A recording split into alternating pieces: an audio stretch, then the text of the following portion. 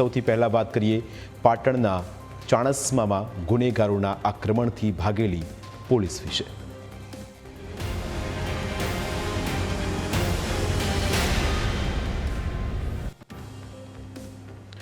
કહેવાય છે કે જ્યારે મોત નજીક આવે ત્યારે ભલભલા ભાગી જતા હોય છે। પાટણના ચાણસ્મામાં પણ ગુંડારાજ એ હદી વધી ગયું કે હવે પોલીસને રીતસર રફુ ચક્કર થવું પડ્યું।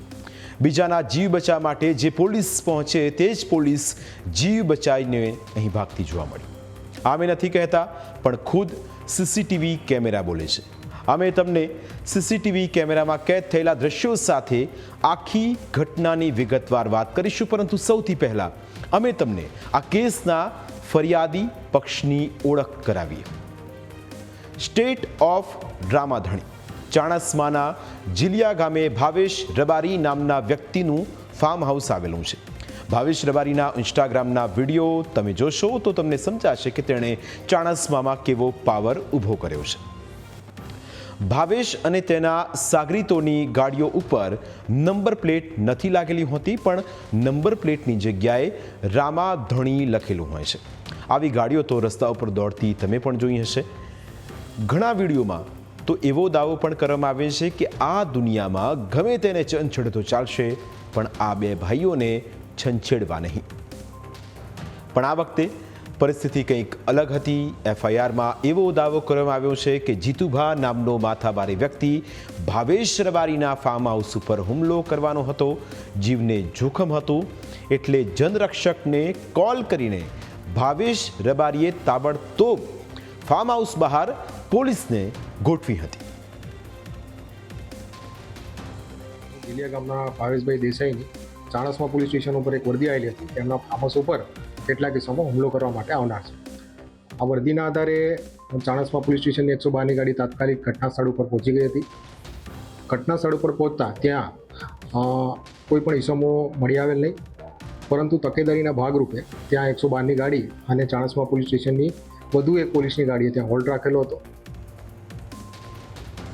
આ કેસમાં ફરિયાદી રોનકકુમાર દેસાઈએ લખાવેલી એફઆઈઆર પ્રમાણે તારીખ 15 માર્ચ 2026ના રોજ રાત્રે 11:15 વાગે તેઓ મહેસાણા હતા। તે વખતે જીલિયા ગામે તેમના ફાર્મ હાઉસ ઉપરથી તેમના માણસનો કોલ આવ્યો। તેણે જણાવ્યું કે કેટલાક માથાભારે તત્વો ફાર્મ હાઉસના ગેટ ઉપર આવીને ભાવેશભાઈને અપશબ્દો બોલે છે અને જાનથી મારી નાખવાની ધમકીઓ પણ આપે છે। તેણે ભાવેશ રબારીને જાણ કરતાં ભાવેશ 112 પોલીસ વાનને જાણ કરી। ફોન ઉપર તેણે પોલીસની ગાડીઓ પણ પડી હોવાની વાત કરી હતી। એફઆઈઆર મુજબ ફરિયાદીએ બીજા દિવસે સવારે 7:30 વાગે જીલિયા ગામે ફાર્મ હાઉસમાં જોયું તો તોડફોડ કરવામાં આવી હતી। દિવાલો ઉપર લગાવેલી ડિઝાઇન અને મોટા માતાજી ગંગામાનો કાચથી ફ્રેમમાં બનાવેલો ફોટો તોડી નાખ્યો હતો। હાથમાં હથિયારો લઈને ગેટ ઉપર તોડફોડ કરનાર અને ભાવેશ રબારીને અપશબ્દો બોલનાર 3 લોકોને ફરિયાદી ઓળખતો હોવાનો દાવો છે।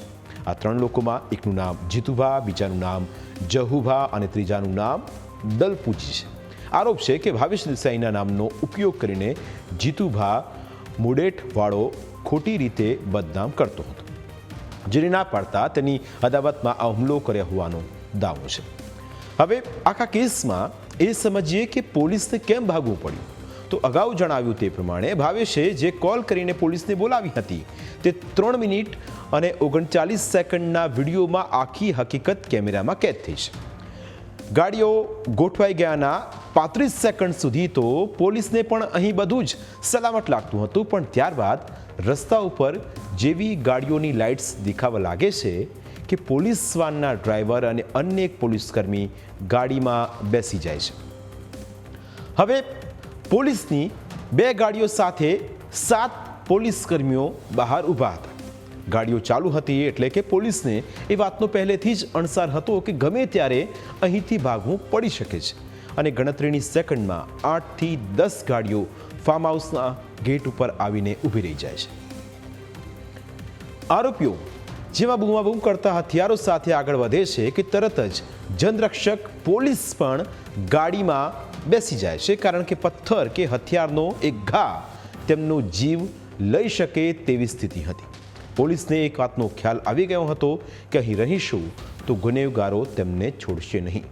આ સીસીટીવી કેમેરાની 5મા નંબરની ફ્રેમ અમે તમને બતાવીએ, જેમાંથી કારમાંથી બહાર આવેલા એક ગુનેગારે પોલીસની ગાડી ઉપર પથ્થરનો ઘા કર્યો, જેના ઉપરથી અંદાજો લગાવી શકાય કે આ તત્વો કેટલા માથાભારે હતા કે પોલીસ પણ તેમની સામે નતમસ્તક હતી. સામેથી પથ્થરમારો સતત થઈ રહ્યો હતો. આ સીસીટીવી કેમેરાની 6ઠ્ઠા નંબરની ફ્રેમ જુઓ. આ દરમિયાન પોલીસના જવાનોની કાર વારા પરથી રિવર્સ થાય છે અને તક મળતા જ જનરક્ષક પોલીસને પણ ઊભી પૂંછડીએ ભાગવું પડ્યું, જે આ દ્રશ્યોમાં તમે જોઈ શકો છો. એક બાદ એક 2 પોલીસની ગાડીઓ તોફાનીઓના પથ્થરમારા વચ્ચેથી પસાર થઈને સડસડાટ નીકળી જાય છે, જાણે કોઈ ફિલ્મનું શૂટિંગ હોય. કહેવાય છે કે જ્યારે મોત સામે દેખાવા લાગે ત્યારે ભલભલાને ભાગવું પડે. પોલીસને પણ પોતાનો જીવ જોખમમાં લાગી રહ્યો હતો, એટલે પોલીસ પણ ત્યાંથી નીકળી ગઈ. પોલીસે સતર્કતા દાખવી તે ખૂબ સારી વાત છે, પરંતુ આ ઘટના પરથી સવાલ એ ઉઠે કે આવા માથાભારે તત્વો સામે પોલીસ પણ નતમસ્તક હોય તો સામાન્ય માણસની સુરક્ષાનું શું? શું આવી પોલીસ લોકોની સુરક્ષા કરશે? શું જનરક્ષક આવા હોય જે લોકોની ઢાલ બનીને રક્ષા કરવાના બદલે ભાગી જાય? જે પોલીસ પોતાનું જ રક્ષણ કરવામાં સક્ષમ ન હોય તે પોલીસ લોકોનું રક્ષણ કેવી રીતે કરશે? આ તમામ સવાલો અહીં ઉઠી રહ્યા છે, પરંતુ પોલીસનો દાવો છે કે પૂરતા પોલીસ સ્ટાફને લેવા માટે ગાડીઓ ત્યાંથી નીકળી ગઈ હતી. ઘટના સ્થળ ઉપર આવતા જ એમણે સ્ટોન પેલ્ટિંગ ચાલુ કરી દીધેલું હતું અને પોતાની સાથે રહેલા પ્રાણઘાતક હથિયાર લઈને ગાડીમાંથી ઉતરી ગયા હતા. આ જે ફાર્મ હાઉસના ગેટ આગળ જે સ્ટોન પેલ્ટિંગ કરતા હતા એ દરમિયાન એક પથ્થર પોલીસની ગાડીને પણ વાગ્યો હતો. અને અત્યારે આ પરિસ્થિતિ જોતાં પૂરતો પોલીસ ફોર્સ ના હોય, પૂરતા પોલીસ ફોર્સને લેવા માટે પોલીસની ગાડી ત્યાંથી નીકળી હતી. અને જ્યારે પોલીસની ગાડી પરત આવી ત્યારે ઘટના ઉપર આ જે ઈસમો હતા એ મળી આવેલ હતા, પરંતુ આ ગુનાની ગંભીરતાને ધ્યાનમાં લેતા પોલીસે કોમ્બિંગ દરમિયાન આ જે ઈસમો હતા એમાંથી 3 ઈસમોને ડિટેન કરેલા છે, એક ગાડી પણ ડિટેન કરેલી છે. અને આ સમગ્ર ઘટનાને બાદ જે ફરિયાદીની ફરિયાદ છે એના આધારે કુલ 3 નામજોગ આરોપી અને 15થી 20 અજાણ્યા ઈસમો વિરુદ્ધ રાયોટિંગ અને જીપી એક્ટની રિલેવન્ટ સેક્શન અંતર્ગત ઓફેન્સ રજીસ્ટર કરવામાં આવ્યો છે. આ સમગ્ર ઘટના દરમિયાન પોલીસ જ્યારે પોતાની ફરજ ઉપર હતી ત્યારે એક પથ્થર એમની ગાડીને પણ લાગતા ફરજ રૂકાવટનો ઓફેન્સ પર રજીસ્ટર કરવામાં આવ્યો છે. જો કે મીડિયા અને સોશિયલ મીડિયા ઉપર પોલીસની કામગીરી સામે જ સવાલો ઊભા થતાં 8 પોલીસ કર્મીઓને ફરજ મોકૂફ કરવામાં આવ્યા છે. આખી ઘટનામાં મૂળ સવાલ એ હતો કે હુમલાખોરોએ ભાવેશ દેસાઈના ફાર્મ હાઉસ ઉપર કેમ હુમલો કર્યો? હુમલાનું કારણ શું હતું? તો આ હુમલા અંગે ડીવાયએસપી પરેશ રેણુકાએ દાવો કર્યો કે આ ઘટના પાછળનું મુખ્ય કારણ ગામમાં રામાપીરના નવા મંદિરના ફાળા બાબતે થયેલું મનદુખ હોવાનું પ્રાથમિક તપાસમાં સામે આવ્યું છે. ભાવેશ રબારી અને આરોપી જીતુભા વચ્ચેના આ વિવાદે ઉગ્ર સ્વરૂપ ધારણ કર્યું. આખી ઘટનામાં ચાણસ્મા પોલીસ મથકે આરોપીઓ સામે 2 એફઆઈઆર નોંધાઈ છે, જેમાં પ્રથમ એફઆઈઆર ફરિયાદી પક્ષે નોંધાવી છે, જ્યારે બીજી એફઆઈઆર પોલીસ કોન્સ્ટેબલે નોંધાવી છે. એટલે કે પોલીસ જાતે જ આ કેસમાં ફરિયાદી બની છે. પોલીસે હુમલામાં વપરાયેલી એક ગાડી પણ ડિટેન કરી છે. બીજી તરફ એવું કહેવાય રહ્યું છે કે ચાણસ્મામાં ગેંગ વોર ચાલી રહ્યું છે, જેમાં ભાવેશ દેસાઈની ગેંગનું નામ મસ્તાની છે, જ્યારે સામેની ગેંગ ઠાકોર સહિતના સમુદાયોની બનેલી ગેંગ છે. પરંતુ આવા તત્વોને રોકવામાં પોલીસ પણ જાણે નિષ્ફળ રહી છે. પાટણ જિલ્લામાં છેલ્લા 5 દિવસમાં 2 હત્યા થઈ ચૂકી છે, જેમાં હારીજ અને પાટણની ઘટનાઓ સામેલ છે. આ ઉપરાંત ગુનાની બીજી અનેક ઘટનાઓ પોલીસ માટે પડકાર બની છે. તેવામાં સવાલ એ ઉઠી રહ્યો છે કે પાટણ પોલીસ ગુનેગારોને ક્યારે પોતાનો પાવર બતાવશે? પ્રાઇમ 9માં સમય થયો છે બ્રેકનો. બ્રેક બાદ અન્ય મુદ્દા વિશે વાત.